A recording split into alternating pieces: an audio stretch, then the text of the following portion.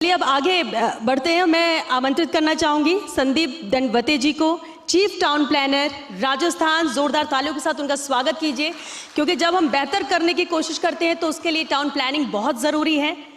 क्या है उनका विजन, जानते हैं।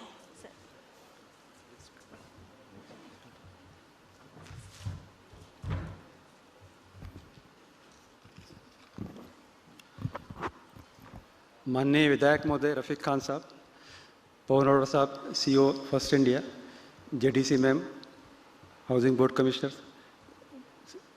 ये रामोतार साहब और फर्स्ट इंडिया की टीम और उपस्थित सभी अधिकारी, जो यूडीएच और एलएचजी की टीम के सभी अधिकारी। एक मिनट सर, पानी थोड़ा सा।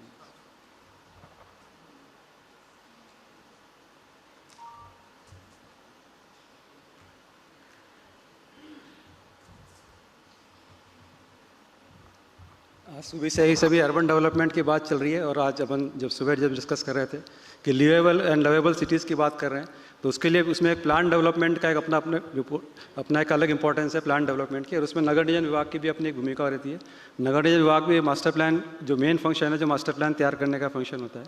और जब हम विकसित राजस्थान की और 2047 की जब बात कर रहे हैं, तो इसमें हम ये अभी जो प्रेजेंट सीनियर जो अपना है कि अभी अपने 279 ULBs हैं, 279 टाउन्स है और 282 ULBs हैं, जिसमें जैसे सभी को पता है कि 3 जयपुर, जोधपुर और कोटा में 2 हैं, इसलिए 282 हो जाती है। और मास्टर प्लान अभी प्रेजेंट जो स्टेटस मास्टर प्लान का है, तो अभी राजस्थान में 193 के मास्टर प्लान अनुमोदित मास्टर प्लान है और जो अपने ULBs का लगभग 70% मास्टर प्लान। विकसित राजस्थान को देखते हुए हम ये मानते हैं कि 2047 तक अभी जो भी 100% टाउन्स के एक मास्टर प्लान हम तैयार कर लेंगे। और अभी 279 टाउन्स हैं, लेकिन आगे जिस तरह से अर्बनाइजेशन हो रहा है, आगे भी ये मास्टर प्लान आगे बनेंगे और जो भी जितने भी हम टाउन्स में बना रहे हैं उसके सभी के एक प्लान डेवलपमेंट है, तो मास्टर प्लान तैयार किए जा सकेंगे। और मास्टर प्लान की जब बात करते हैं, आज सुबह मॉर्निंग सेशन में भी मुख्यमंत्री महोदय ने अपने उद्बोधन में GIS बेस्ड मास्टर प्लान की बात करी। और अभी हाउसिंग बोर्ड कमिश्नर जो जिनके पास DOIT कमिश्नर साहब भी है, इन्होंने भी GIS बेस्ड और जो अपन अर्बन डेवलपमेंट और LSG का पोर्टल जो बना रहे हैं उसके बारे में बात की। तो ये GIS बेस्ड मास्टर प्लान बना रहे हैं और ये GIS बेस्ड मास्टर प्लान का काम भी हमने अमृत फर्स्ट में चालू किया था। उस समय से पवन अरोड़ा साहब DLB थे, इन्होंने जोनल प्लान का ही काम चालू करवाया था उस टाइम। और अभी जो राजस्थान में जो मास्टर प्लान जो 28 मास्टर प्लान जो हैं, जो GIS based master plan class 1 towns के बने हुए हैं, जो अमृत 1 के अंदर, अभी अमृत 2 के अंदर हम 62 टाउन्स के मास्टर प्लान भी GIS बेस्ड बना रहे हैं। GIS बेस्ड मास्टर प्लान बनाने का एडवांटेज ये है कि GIS बेस्ड का जो बेस पे जो तैयार कराते हैं वो हम ये ड्रोन पोर्टल या ड्रोन के माध्यम से या सेटेलाइट इमेजरी के माध्यम से वही हम तैयार करते हैं, उसकी ग्राउंड ट्रूथिंग करते हैं, ग्राउंड कंट्रोल पॉइंट लगाते हैं, तो इसके जियो रेफरेंसिंग करते हैं। इसलिए ये जो बेस में तैयार होता है वो सभी के लिए उपयोग में हो सकता है, क्योंकि आगे वाला समय जो है वो डिजिटल इंडिया का समय आ रहा है और GIS बेस्ड मास्टर प्लान है। GIS सभी प्लानिंग GIS बेस्ड होनी चाहिए, जिसके लिए जैसे मान लो कि आप रोड नेटवर्क बना रहे हैं या अपने वाटर सप्लाई सीवरेज आदि की लाइन है, कई डिपार्टमेंट जैसे RUDP वगैरह ये अपने GIS बेस्ड कार्य इन्होंने प्रारंभ कर दिया गया है। तो इसलिए GIS बेस्ड मास्टर प्लान की भी अपनी अपनी उपयोगिता है। और जब नेक्स्ट जो पॉइंट मैं कहना चाहूँगा कि जो मास्टर प्लान हमारे बनते हैं, जनरली हमें यह कहा जाता है कि मास्टर प्लान अपने ऑफिस में ही बैठ के बना लेते हैं। लीगल इसका पूरा जो बैकिंग जो है मास्टर प्लान का, हम आपत्ति सुझाव भी मांगते हैं, लेकिन इसका पब्लिक में जितनी ज़्यादा अवेयरनेस नहीं होती है और इसका पब्लिक पार्टिसिपेशन ज़्यादा नहीं हो पाता है।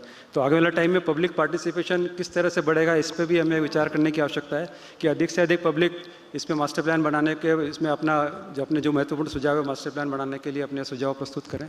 मास्टर प्लान बनने के बाद एक इम्प्लीमेंटेशन भी इसका एक बहुत बड़ा इश्यू रहता है कि मास्टर प्लान बन तो जाते हैं, लेकिन इम्प्लीमेंटेशन इसमें इम्प्लीमेंटेशन में जो लिमिटेशन है लैंड की है। जो मास्टर प्लान तैयार करते हैं उसमें जो सिटी लेवल की फैसिलिटी, जोनल लेवल की फैसिलिटी जो देते हैं, जनरली वो प्राइवेट लैंड पर भी आ जाती है। तो उसको किस प्रकार एग्जीक्यूट किया जाए, क्योंकि लैंड एक्विजिशन एक बहुत लंबा प्रोसीजर होता है।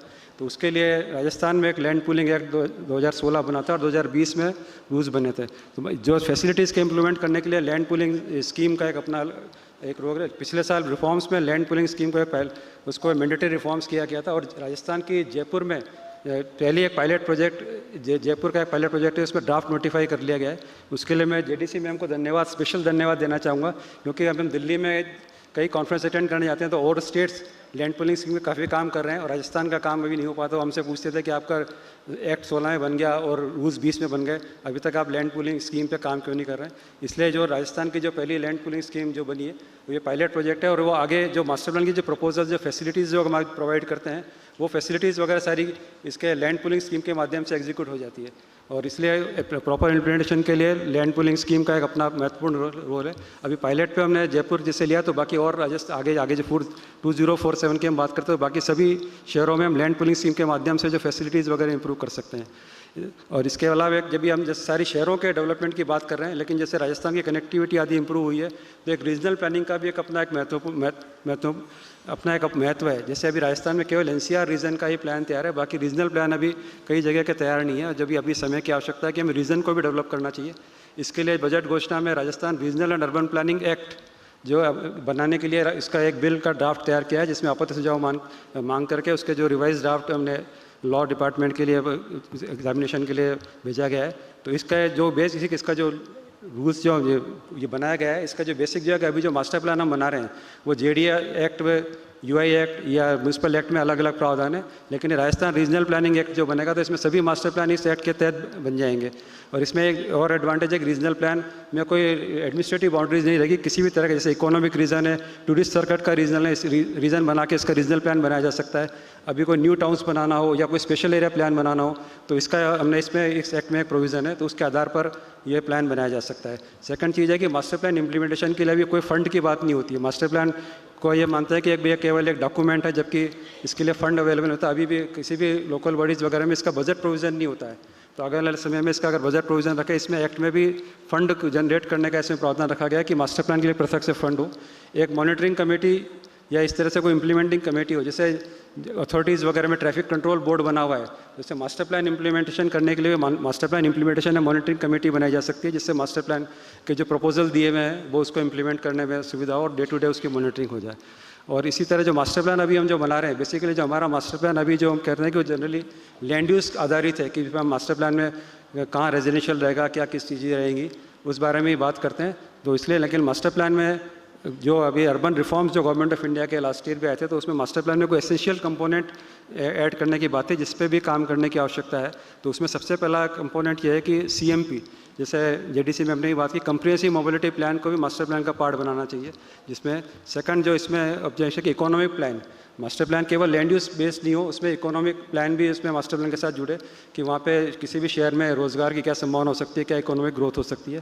थर्ड एक सबसे इंपॉर्टेंट बात है क्लाइमेट के आधार पर जो कि अपने ब्लू एंड ग्रीन इंफ्रास्ट्रक्चर के अपने लेक्स वगैरह, अपने ये जो वाटर चैनल है उसको जीआईएस पे मैपिंग करके उसकी प्लानिंग की जाए, उसके आसपास को कैसे कंजर्वेशन किया जा सकता है, उसके आसपास उसके लेक और इसके आसपास डेवलपमेंट कंट्रोल रेगुलेशन भी बनाए जाने चाहिए।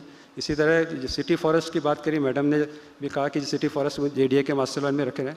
इसी तरह कई मास्टर प्लान में हमने अर्बन फॉरेस्ट के नाम से भी प्रपोजल दिया, और पिछले साल गवर्नमेंट ऑफ इंडिया के रिफॉर्म्स से भी अर्बन फॉरेस्ट को इंपॉर्टेंस दी गई थी रिफॉर्म्स के लिए। एक राजस्थान में lake authority conservation protection act बना हुआ है 2015 का, उसमें कई लेक्स और नोटिफाई की हुई है, तो उस पर भी एक्ट को आगे बढ़ा करके सभी शहरों के लेक्स वगैरह आदि पे उसके परसक से पैरामीटर बनने की आवश्यकता इसमें है। और एक सबसे इम्पॉर्टेंट जो अभी है कि TOD policy, TOD transit oriented development की गवर्नमेंट ऑफ इंडिया की नेशनल पॉलिसी है। राजस्थान में भी हमने इसका ड्राफ्ट बना दिया है 2022, तो उस पॉलिसी पे भी वर्क करने की आवश्यकता है।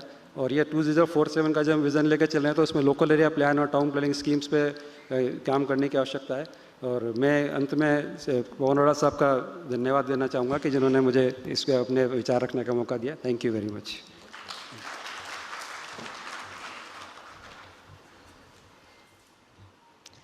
बहुत शुक्रिया संदीप दंडवते जी